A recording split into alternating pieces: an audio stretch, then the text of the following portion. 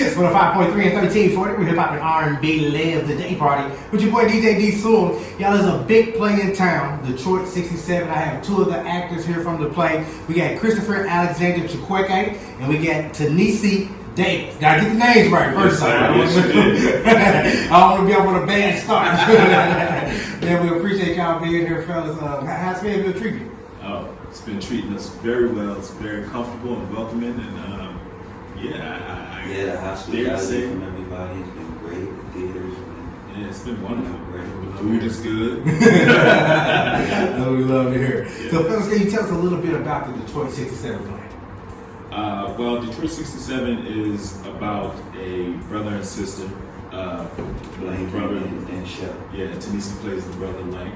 They are coming together to pretty much decide what they want to do with what they've inherited after their father's lost. They transition, and so it's a story of familial relationship, but then also police brutality and what was going on during the 1967 riots that were happening in Detroit.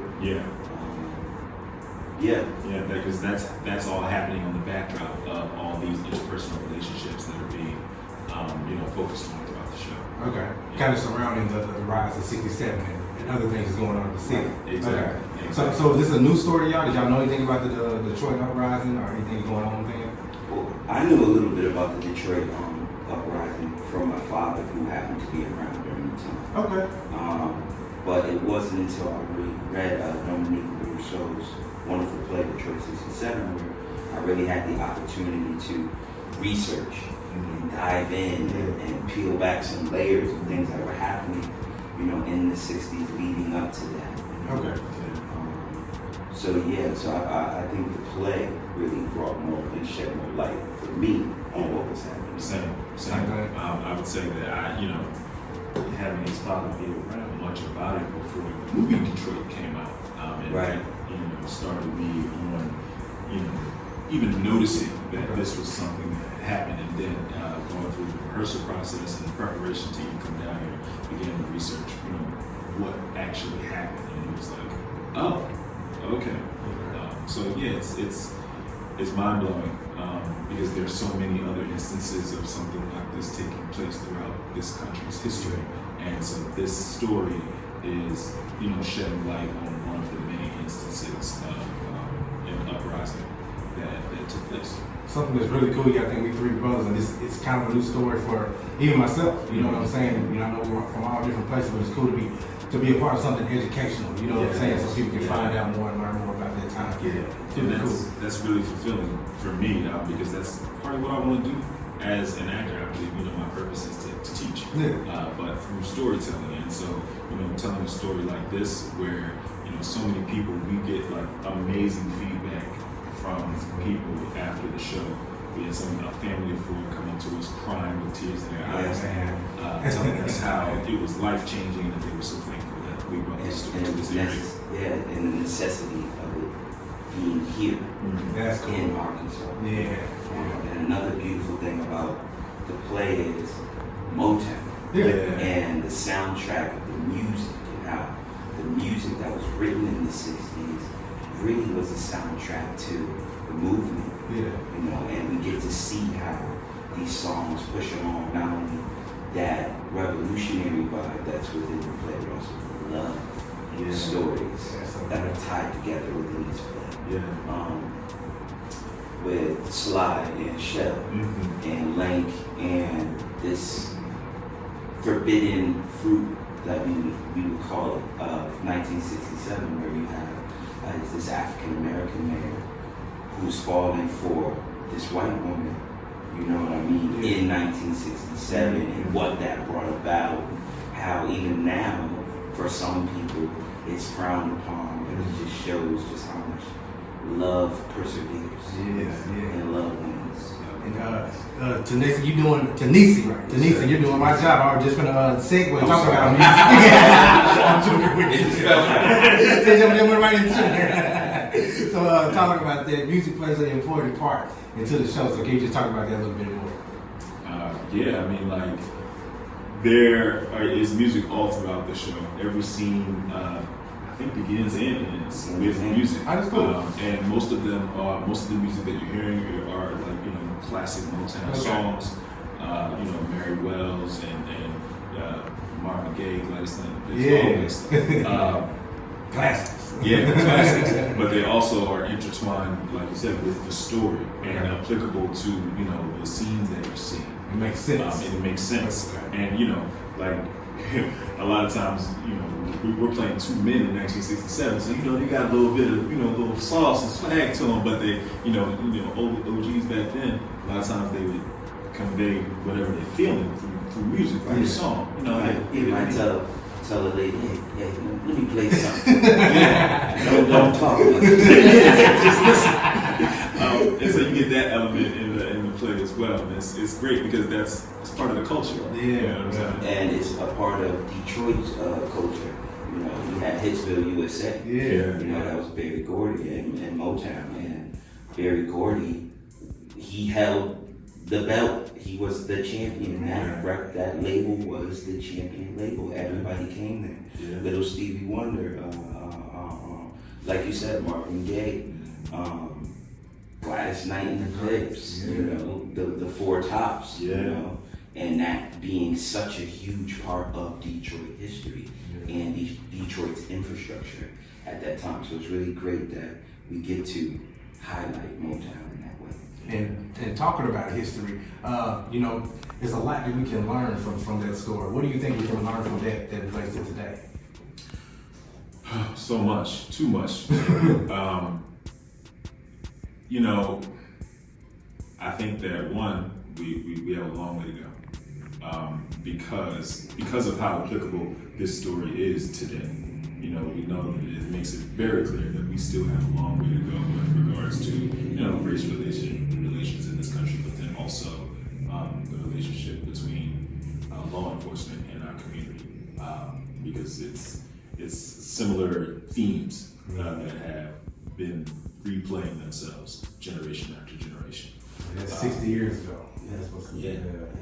I think something else we can take from the play is love and the concept of community.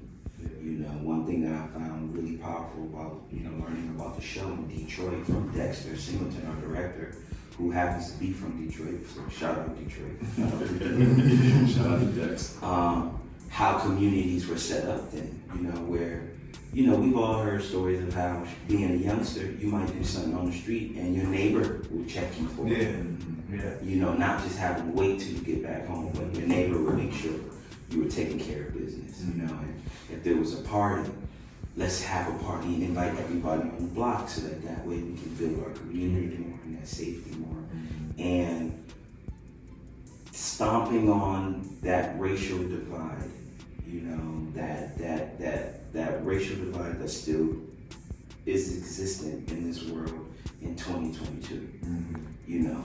And I think TheatreSquared is doing a magnificent job of doing that by just having this play. Having plays like it. The Royale happened there, and I believe Chicken and Biscuits is going to be coming to TheatreSquared soon. So just having institutions like TheatreSquared take concepts from plays like this and making them reality and blurring those lines. So cool. And also, go ahead. I was also going to say, like, having to do with love is the strength of love, the perseverance of love. Because throughout this show, like, you'll laugh, there's plenty of comedy, you'll laugh, you'll cry, there's romance, and so, but there's the overarching theme of love that's throughout all of that. Right, that's good.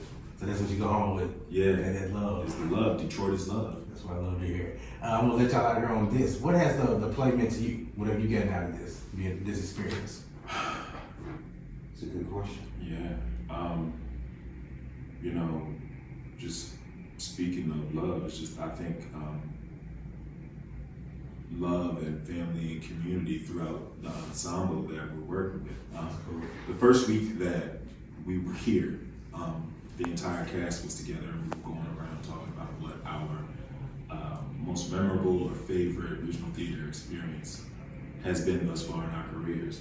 And I can say for myself that my answer has changed. to from whatever it was before to this, because I never had an experience like this where there's so much love, shown between castmates, and we spend time with one another and like really get to know one another. And a lot of times that doesn't happen in theater, or until like the last few days, right before everybody parts ways.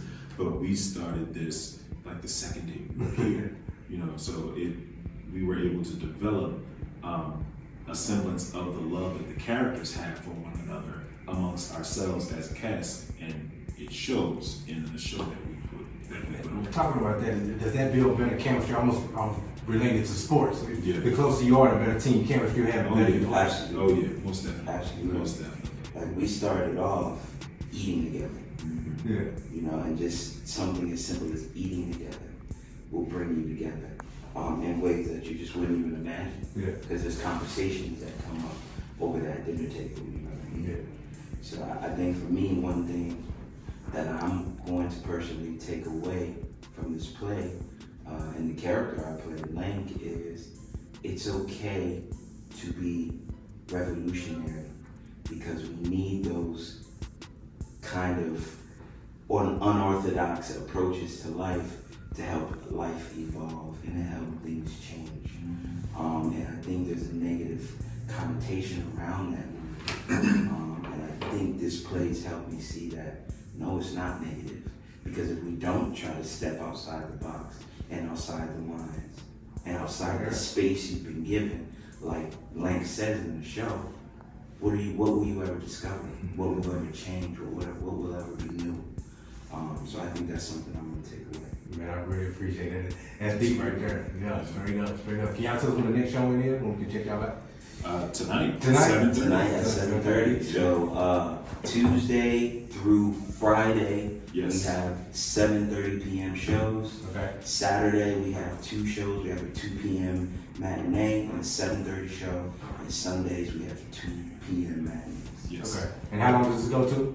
November 6th is the closing show. That's So yeah, the 2 more weeks to catch. Yes, 2 more sir. weeks. You gotta come out. 2 more Got to. weeks. Got to. Straight up. Detroit 67. Yeah, we got Christopher Alexander Chukwueke. Chukwueke. Oh boy, we're going again. I'm trying. Yeah, you know I'm working. I'm trying, y'all. And Tenisi Davis, right? Yes, sir. And we appreciate y'all, brothers. Keep killing it, and everybody out there, please support this play. And like you were saying earlier, Tenisi, so they can keep bringing these type of plays Yes, back. sir. You know what I'm saying? Yes, sir. So once again, we really appreciate y'all. Keep killing it, and Thank y'all you. support this. Y'all stick around. This is Kicks 105.3, 1340.